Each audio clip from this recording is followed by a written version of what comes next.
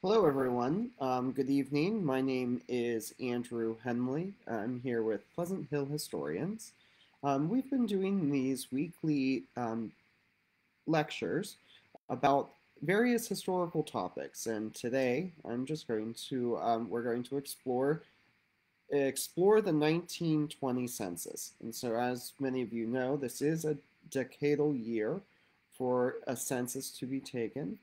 And what we're going to learn is a little bit about the 1920 census. This is a screenshot behind me of the 1920 census, but I plan to go through kind of what questions were asked and how to really uh, retrieve the 1920 census and the different benefits censuses have with respect to pooling a population and understanding the reason why we do censuses, and from a genealogical perspective, how we can use these censuses to learn more about our family or our property that we own. And so you might have seen in the previous lectures, if you're following us on a weekly basis, that the the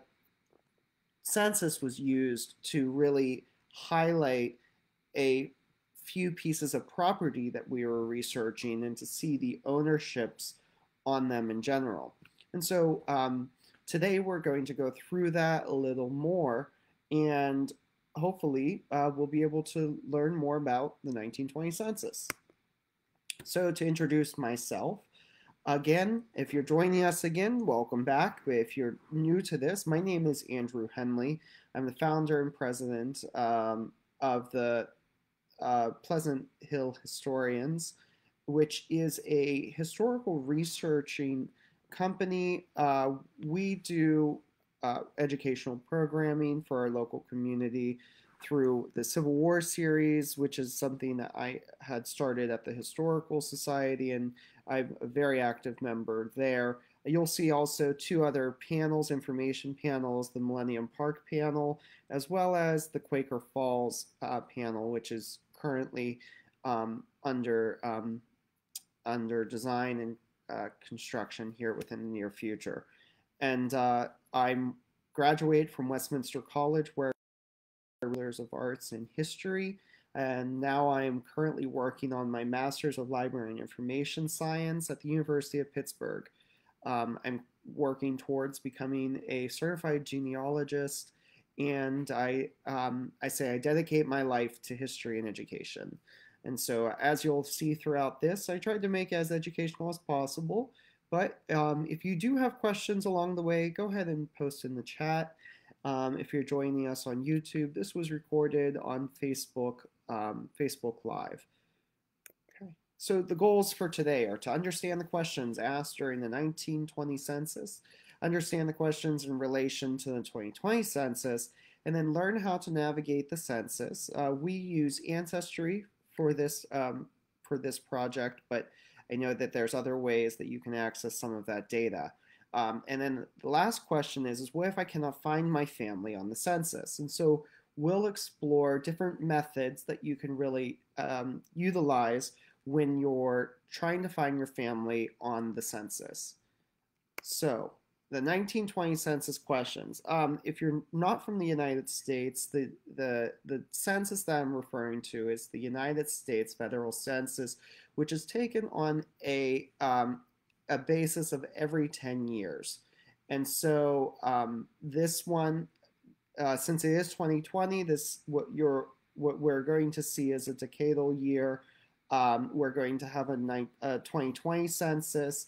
We had our last one in 2010, and happening every 10 years. And so the 2020 census is what we're in currently, but these were some of the questions asked during the 1920 census: the address, the name, relationship to the head of the family, sex, race, age, marital status, if born, if foreign born, hopefully they're born, the year of immigration to the United States, whether naturalized, if so, what the year of naturalization that was, the school attendance, the literacy rate, the birthplace of the person or parents, um, if foreign born, what is the mother tongue, ability to speak English or occupation, and then whether the home is rented or owned, and if owned, whether it's a free from a mortgage or if it has mortgage.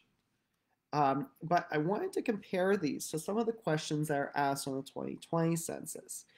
And so, as you'll see within this, these were some of the pieces that I pulled census, but I will just go ahead and edit that real quick. So the 2020 census, these were some of the key points that were pulled from the census piece that I had seen.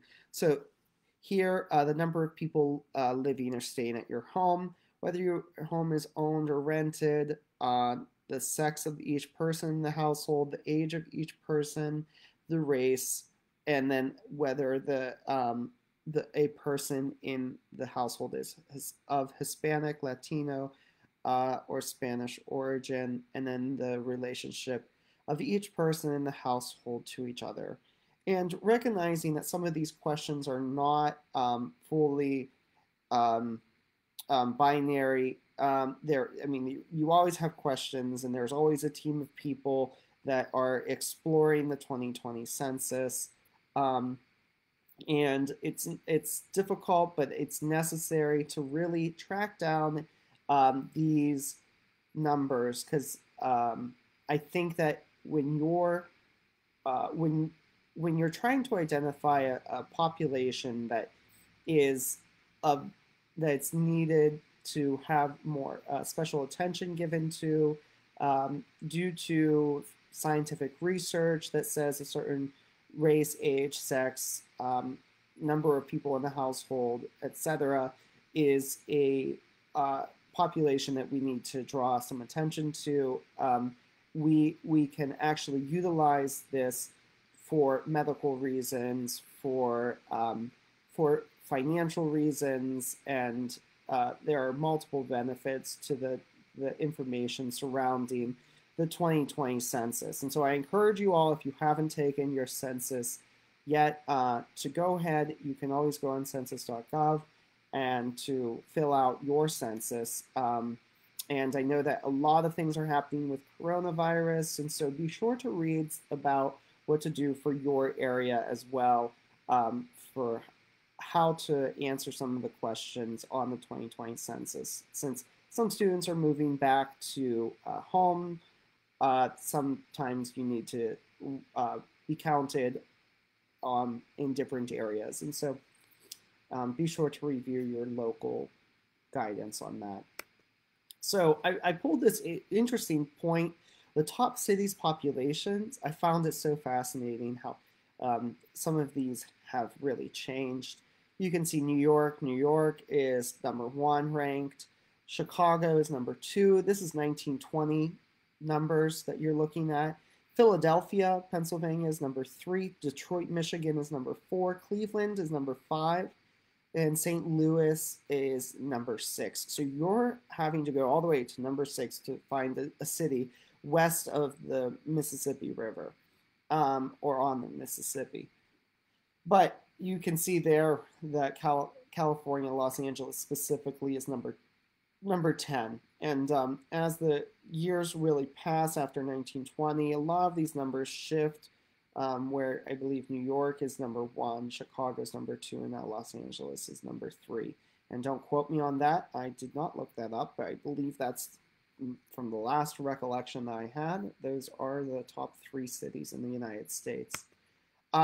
So what we're going to do now is go through how to look up the 1920 census using Ancestry.com. And so what I use is the card catalog. Sometimes this is easier when you're searching for things on Ancestry. And so you'll go to search card catalog, and then I typed in 1920 census, and you'll see here the 1920 U.S. federal census. And I'm going to X out of this and go directly to Ancestry to walk you through it as I've shown you here. So I have my Ancestry account pulled up, and you do have to subscribe to Ancestry to view this information. There is census and voter lists, but I like the card catalog because you can see kind of some new indices that have been added, and sometimes you find things that you might not have noticed that they had them before. So the 1920 federal census, this is, so it does say the records are provided by the National Archives and Records Administration. NARA is our National Archives for the United States, where they hold a lot of the government records, if not all, relating to the national government and the branches of government. And you'll see here different references to related collections, such as in 1930, 1910, 1900, and then a little bit about the database and how it is structured, why census records are important. If you wanted to quickly read that, pause the video and be sure to read that. And then here's some other questions, and we went through the questions that were listed here. And so this explains a little bit further about the 1920 census. And so as we go forward, I'm going to, I like to use these filtering tools on the right-hand side, but we can always search for the individual that we're looking for. If you know where the individual is, it's easier. If you don't know where the individual is, then I would use this tool here to search. But what I wanted to do is take you into the 1920 census, a page that I'm familiar with, and then we can really dive into it a little more from different angles. And so what I did was excuse me, let me just follow through. So there you have, I selected the state as Pennsylvania, the county as Lawrence, and then the township as Mahoning. This is my local, local township that my grandfather resided in. And I do know that he's on page 10, and so I can zoom in here and learn a little bit more about my grandfather, John Nelson Henley, and his siblings, Thomas, Johanna May, Coral Sarita. And then on the previous page, since they are actually on the split page, we can scroll down to the bottom and see the parents is Brown Henley, and then Hilda C. Henley. And what I'll do, what's nice is that they actually carry down some of the column headings on here to really help you identify what some of these pieces are. So you can see that Brown Henley is the head of household with Hilda as his wife. It does give it as the home is owned, but it has a mortgage. And then it identifies the sex of the individual, the race of the individual, and the ages. It also identifies whether they're married. If they were married, it doesn't specify the year. However, it does say the date of immigration. So my great-grandmother, Hilda C. Henley, immigrated. It says here that she recorded it as 1888. She was naturalized, and she received her naturalization in 1893. Now, note that this information is not always accurate. Now, I'm pretty comfortable with the information shown here. Let me go ahead and just click that. So I'm pretty comfortable with the information shown here, and we can. Unless I have other supporting documentation, it's just something to note when you're looking at some of this information. So it does say that they're both able to read, that he was born in Pennsylvania, she was born in Sweden, and that her tongue is Swedish. And so, but then it goes a little bit further. It identifies the father's birthplace of each of the individuals and their native tongues. So England, Sweden, English, Swedish, Pennsylvania, Sweden, and Swedish. And then the last column is whether they speak English. and both of them did speak English, and so they wrote yes on both of it. The occupation, this one says express MSGR, so that's actually a misprint on whoever was transcribing this as MAGR. It's a express messenger, and I don't know Steam Rye. I'm not sure exactly what that means, but he express messenger. He worked for the post office. I do know that from previous research about my great grandfather, and it shows my great grandmother as none for her occupation. Now, I wanted to go a little bit further on the children and what they had put for some of them. It does show that, so it says here, attended school anytime since September 1st, 1919. Now, Thomas, the eldest son, was already 25 at this point, and so it does say that he was able to read and write. And then I can scroll over. It identifies the parental birthplace and native tongue, and it shows that Thomas was a farmer and he was a truck gardener. And so he was transporting vegetables and fruits and whatnot, and selling them as a business. And so this kind of highlights a quick summary of the of what the federal census was able to provide for my family, but also many of your families. And there are different ways to really look up this information.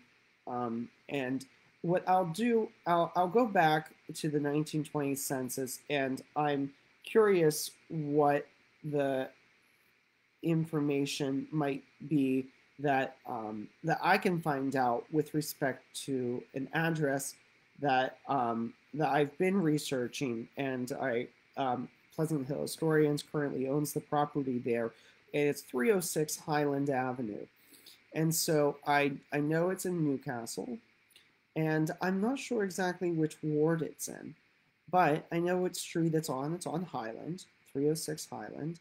So sometimes we have to really dive into each individual page, and you can see here that West Washington Street is listed there, and we can actually go into each of them to find out that address specifically. And so the negative part of this is that it's only it's organized by district, census district, and then on the right hand side, as you see there, there's street numbers. Now, sometimes whenever you're having trouble trying to find your family, what I've done is I've actually looked at some of the neighboring individuals from that previous sentence. And so what I sometimes people move to the point that it was 10 years. They've lived in their house longer than 10 years. And so if you're looking at their neighbors, you might be able to find a variation of their spelling of their name in a neighbor's entry. And so for this one, it says Andrew B. Perry, but it could be listed as Andrew Harry. And so it's a little easier to search the name of a individual that lives nearby. And so I do know that the house was once owned by CV. And so let me go ahead and put a few information pieces that I know about CV. And so I know he lived in Newcastle. But as far as some of the other pieces, I'm just going to leave that blank. Sometimes it's easier if you do leave it blank. Here we are, Edgar E. Seavey. This is the individual that I was looking for. So I can go ahead and view the record, and this, what I'm looking for is 306 Highland Avenue. And I can actually see Edgar Seavey is listed here at 306 Highland Avenue, which is the property that we had purchased and we currently own as Pleasant Hill historians. And so I can see that he had a lodger, he had two daughters, and he had a wife. And so this is interesting because you find a lot of information about them, and you can track kind of what their occupations were and things such as that.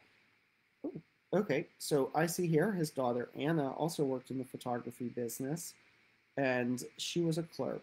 And it shows here that EECV was the photographer, but his wife did not have a profession. So as we see, some of the information that is provided here, oh, it does say here, so it does show like a Marguerite Clendenin. The reason why I stopped is that it doesn't show her at a different address. It just shows her at a different dwelling number. And so this could be that she also lived within the house, or they just didn't record the house number, which could have been the case because I don't see. It does show that she owns the property and that she owns it free without mortgage, and so this provides a lot of information related to the 1920 census. And if you are having trouble finding that individual, as I said, try to find some of the neighbors and then track down that neighbor, because the spelling might not come up if you're looking for, let's just say, my mother, her last names on my maternal side are all Polish, and so phonetically it is quite challenging whenever you're researching it. So I'll just do a quick search. Okstelevich was the last name, and then I'm looking in the same county, and I'll go ahead and hit search and then see what I can find. Yeah, and so I know they were here in 1920, and it doesn't seem as though there's much information about them. And so what I would have to do is actually find some neighbors to identify a little more about them. And so I could even put it as Poland, and see what I can do. Sometimes it's easier if you do less information and then you can narrow it down later on. And so I see here there is a name here, but I don't believe this is them. I wanted to click on it to see. So it does say birthplace Russia, Poland, but we also have to take into account that if you did watch any of our previous pieces, we stated that Russia, Poland, a lot of the birthplaces are interwoven with respect to a lot of the border changes and a lot of the historical events that go around where different countries are and how those countries change. And so what I can show you, let me go back to the 1920 census. Hold on.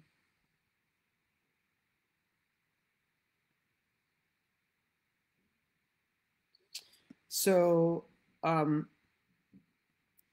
let me dive a little more deeply into the data that's collected within each of these, because I think that whenever we are questioning whether or not that should we fill out the census, should we not, I think that there's a lot of information that does go into supporting the census. The census has been in operation. I can actually show you that Ancestry has the US censuses on here. Foreign countries also had census records, and it really dives deeply into the benefits of the census. Here we are, 1700 censuses. I can even filter it by the United States. So there are regional censuses done by states previous to the federal census, but then we also have the 1790 U.S. federal census, which, if I'm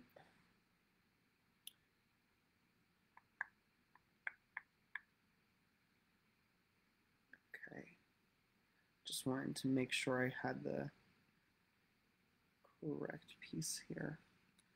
U.S. federal census.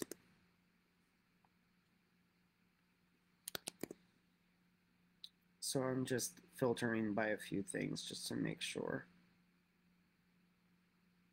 Okay. So as you can see here, there's other censuses that we can really look at. The 1890 census actually burned, and so we don't have all of the records that we might want for the 1890 census. And it's something that we, as genealogists, really, really struggle with. So you can see here it's fragmented. Let me go ahead and open that in a new link, and I'll explore that with you all. But the 1940 census was published on Ancestry in 2012. It is, I believe, 72 years that the census has to be sealed until it can be fully open to the public. But the 1890 census, it does say that the only surviving fragments are as follows. And Pennsylvania is not listed on this. And so, unfortunately, the census records in 1890 did not survive for Pennsylvania. And so the fire really consumed the majority of the files at play. It's a benefit for us to live in the present time, as a lot of files are able to be preserved. The historic files can be scanned, but then we have to look at how we are preserving our digital files as well, as this data here is just one example of what happens when files and data are lost. And so I had said that I would look at a few other things with you. So the 1790 census is the first census for the United States here. But diving a little deeply into this, so from a research perspective, what's nice about this is that a lot of this data has been enumerated to a point that you can run reports on it to identify some of the information that that does exist, such as the average age of a certain area. You can also, if it isn't enumerated, it can be very easily, but you can also dive into whether or not they were first generation American, or if they were born in a foreign birthplace as an immigrant, and if they were naturalized.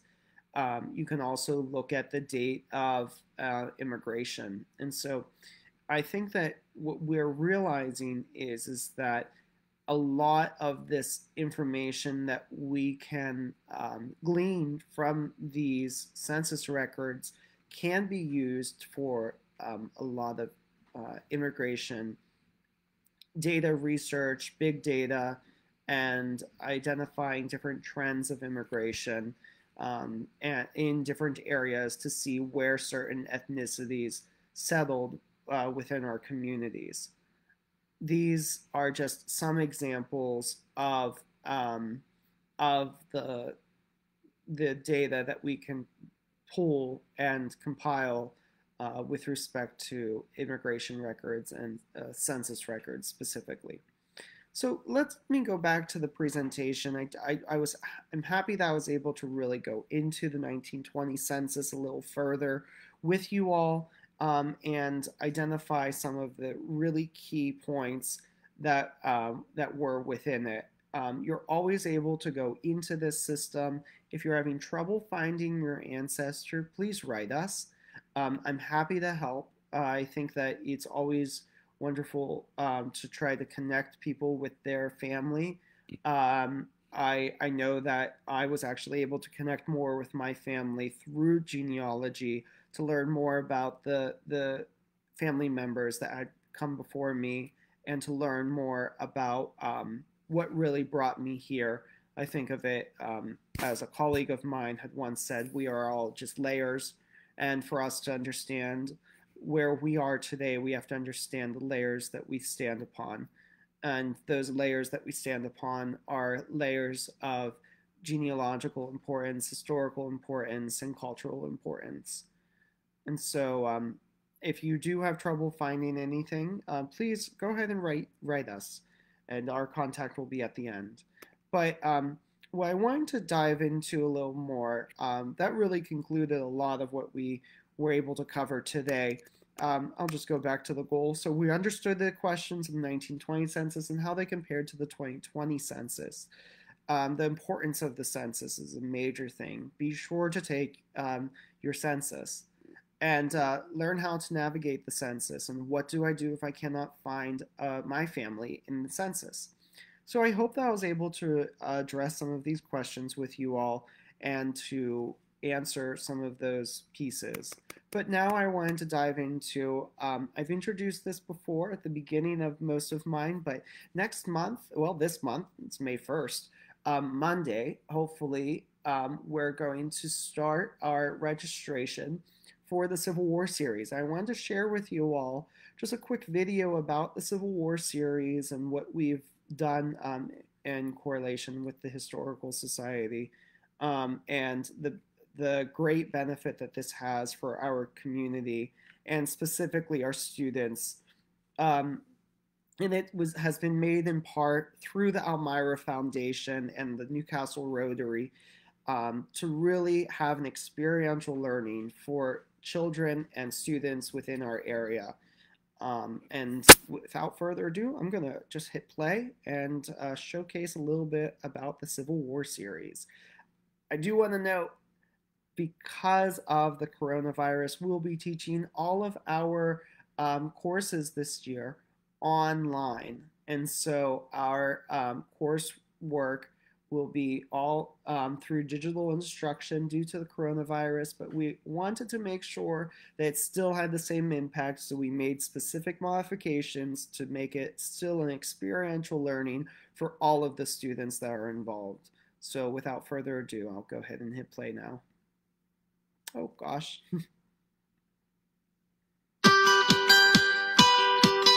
You realize in 9 short days, we'll be on a bus at this time, heading to Gettysburg, and these places will come alive that we've talked about. Okay, yesterday we finished with Pickett's charge across that open field for less than an hour, 50 minutes. 11,800 of them came marching across that field right into Union artillery fire.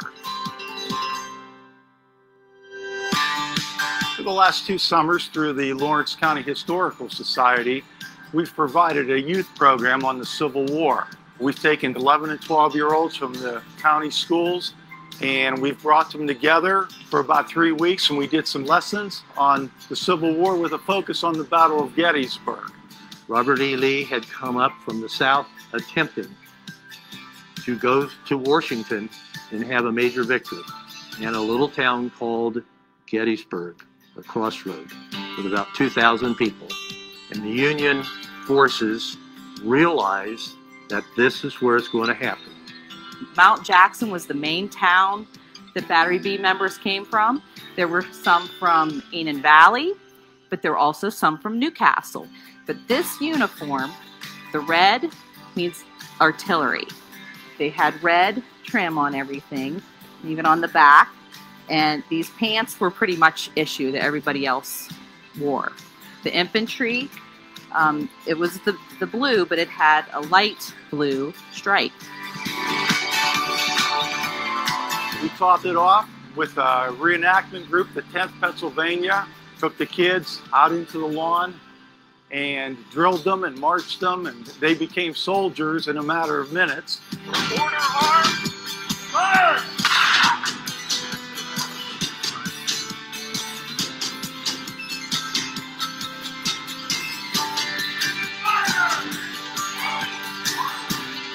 we off this whole class off with a trip down to Gettysburg. It's a class I started about 2 years ago after having taught in the Mohawk District for 37 years.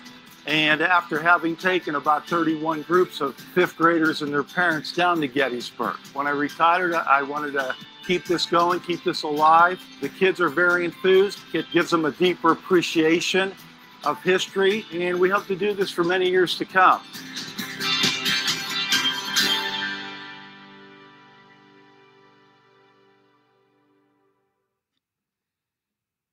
So I think that that's a great summary of what we do at the Lawrence County Historical Society about the Civil War, specifically focusing on our students within our community. Again, keep an eye out. You can join and follow. The registration will be open hopefully at the next week, at the beginning of the week. And you can follow more going to the Lawrence County Historical Society's Facebook page. And so if you have any questions about that, you're welcome to message us as well. And hopefully we'll be sure to get your answers to you as soon as possible. And so that really concludes tonight. I thank you for joining us. I hope you learned something today as we explored the 1920 census and the 2020 census. Again, get out, vote, or excuse me, not vote, well, vote, but fill out the census. And so census.gov, you can really, you can do it online and fill out your information and respond today to make sure that you're counted within the 2020 census. Thank you all for joining me this evening, and I hope to see you next Friday as we explore another historical topic together. Thank you for joining us.